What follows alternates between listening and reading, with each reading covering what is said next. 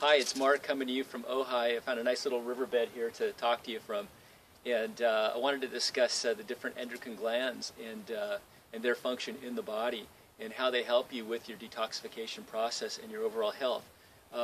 Let's start out with the pancreas. The pancreas, like a lot of the glands, has multiple functions, and one of them, of course, is the production of insulin, which of course helps with the glucose transfer to the cells.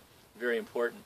And also, the pancreas also manufactures an antacid, sodium bicarbonate, which helps neutralize some of the stomach acids, the hydrochloric acid that the stomach produces. So very important there as well. And a third major function is the production of digestive enzymes that help mostly with carbohydrate digestion. So the pancreas has three major roles in the body, and any weakness in any of those functions can suggest an overall weakness in the pancreas. So like all of the glands, we want to keep them free of obstructions, free of stagnant lymph, and which can turn to acid and burn and clog the pancreas. Can even lead to pancreatic cancer and things like that. So moving the lymph, of course, is our main job. Hi, it's Mark talking about the thyroid now, and this is a very important endocrine gland, as a lot of them are, but one of the most important things the thyroid does is regulate the basal temperature of the body and the metabolic rate of the body. So if a person has cold hands and feet, it's a good sign their thyroid is weak. And one of the problems with running cold is that you lack the ability to sweat, and sweating, of course, is a major way of getting rid of toxins in the body and detoxifying. So you want to be able to sweat. So if you're running low temperatures, you want to bring that thyroid up. And a good way to check that is the basal temperature. And I'll do a video on how to check your basal temperature. A very important thing to see where your thyroid is at, because you do want to sweat. Now, another thing the thyroid does very importantly is calcium utilization. Of course, calcium is used by the bones, we all know that, but it's also used throughout the body. The skin uses it, the vascular system uses it for the strength of the veins and arteries and things, and also your joints, a lot of soft tissue depends on calcium to keep it strong and supple. So if you aren't utilizing calcium well, you could have trouble in that department, and you do not want to get aneurysms, obviously. Another thing that the thyroid does is it is linked to depression. So if someone is depressed, bringing up their thyroid can help greatly. And one of the interesting things is that if your body's in an acidic condition and you have some stagnant lymph, let's say in your neck,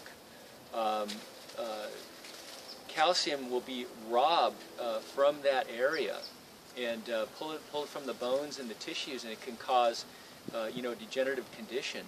A lot of arthritis is simply this condition, scoliosis, ankylosing spondylitis, all these strange names. But calcium being robbed from the immediate tissues because of an acidic stagnation, and this is a very, very serious thing. So we want to keep the thyroid strong. We want to keep it free of obstructions, free of stagnant lymph, free of inflammation, and we want to strengthen that through herbs and through a raw food diet and real detoxification. Hi, it's Mark coming to you again. I want to talk about the adrenal glands. Super, super important glands. They sit right on top of the kidneys. They're about walnut size, and they perform so many functions, so many critical functions. It is the #1 firehouse of the body. In other words, you go to the adrenals for adrenal steroids that counteract acids in the body. So it's your main fire hose to put out the constant acid attacks that we come to during our lifetime. So this is a huge function of it, but that's not all.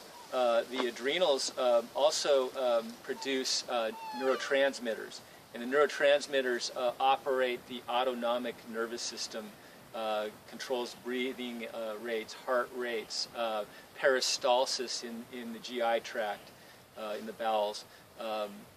So many functions use the neurotransmitters, and when they're down, when they're weak, We have a lot of nervous disorders, the multiple sclerosis, the Parkinson's, the Lou Gehrig's, anxieties, tension, depression, things like this. So neurotransmitters are super important. They also produce the neurotransmitter epinephrine, which is, our afterburner jets, if you will.